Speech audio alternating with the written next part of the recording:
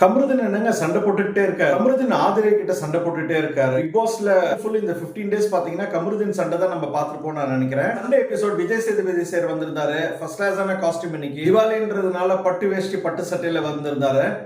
வணக்கம், நான் உங்க ரவி. எல்லாம் நல்லா இருக்கீங்கன்னு நினைக்கிறேன்.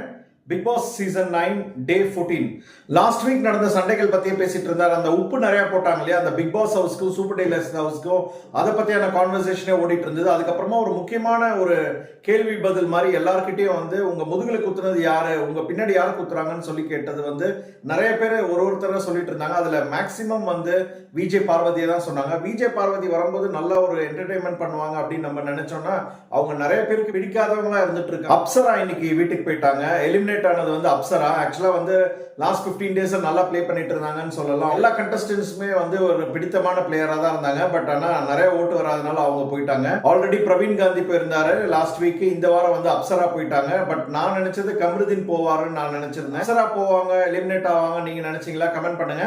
தினமும் என்னோட வீடியோஸ் பார்க்கறதுக்கு சப்ஸ்கிரைப் பண்ணிக்கோங்க. இன்ஸ்டாகிராம்ல ஃபாலோ பண்ணிக்கோங்க. நாளை சந்திப்போம்.